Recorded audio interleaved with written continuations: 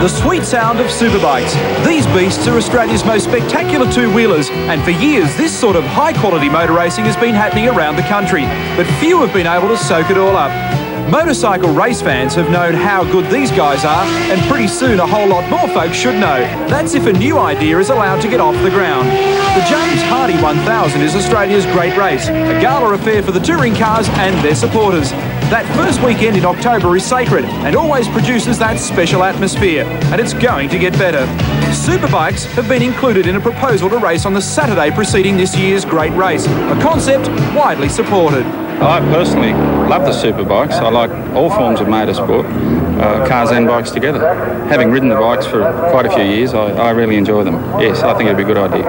I've never been to Bathurst for a touring car meeting. It's always been sitting in front of the giggle box and watching. But sure, if there's a chance of that happening, I'm pretty sure that the whole team's, as riders, I'd be real keen to be here. Oh, it'd be fantastic, I think, because, you know, the action would be tremendous. You'd be introducing motorcycle racing to a whole new crowd, and I reckon they'd love it. We've got the probability of a World Championship round of superbikes in Australia next year, and I think the more people that can become aware of the spectacle and see it, will really enjoy it. One of the things this sport needs at the present time is some promotion, and I think that while the James Hardy is predominantly a car thing, I think it would be good exposure for the motorcycles, and I think it would convert a lot of people to going to watch other motorcycle races.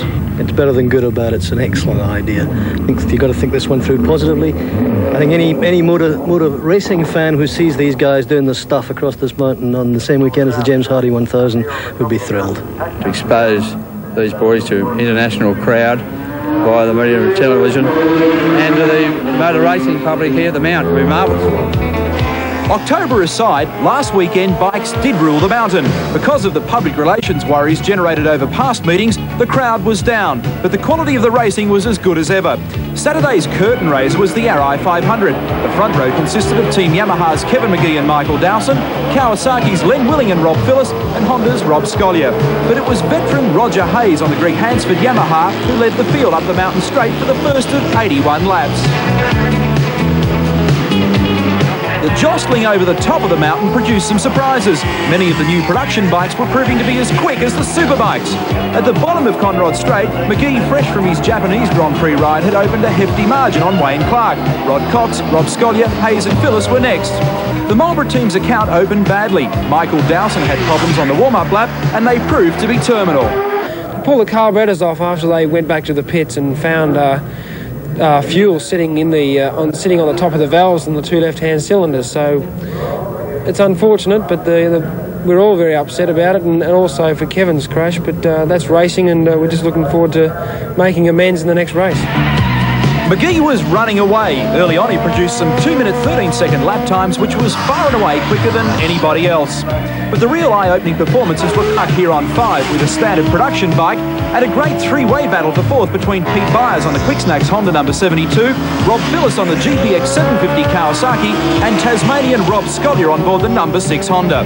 The other mover was Rod Cox on the Yamaha. He moved to second, and on a borrowed bike originally built for Len Willing, he was already lapping slower traffic.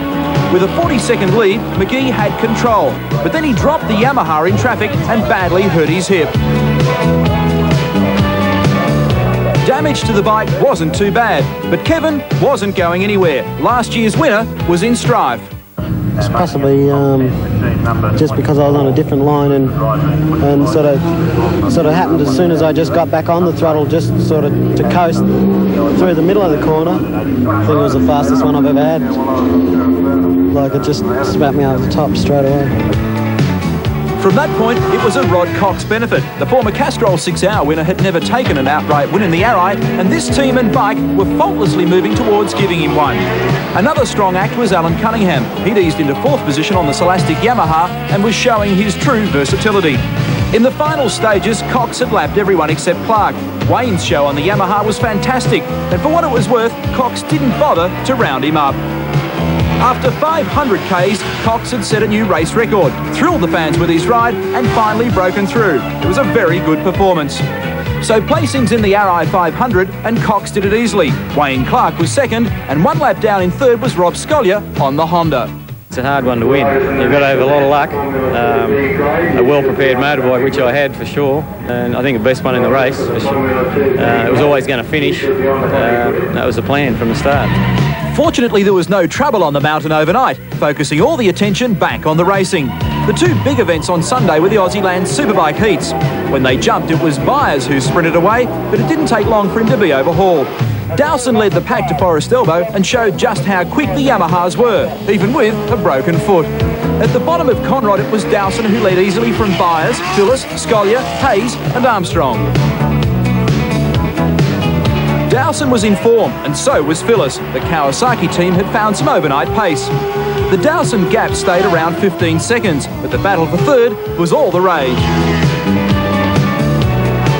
After falling in Tassie, Dowson picked up some valuable points and made it look pretty easy.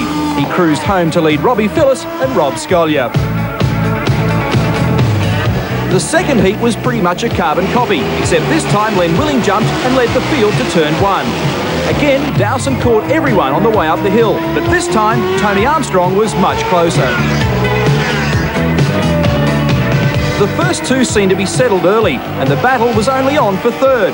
Next time to the top, though, Phyllis was third, and Rob Scolyer had gone missing with an engine problem. But the man of the meeting had to be Rod Cox. He stepped in to replace Magee, and from 20th on the grid, was up to 4th and set the fastest lap.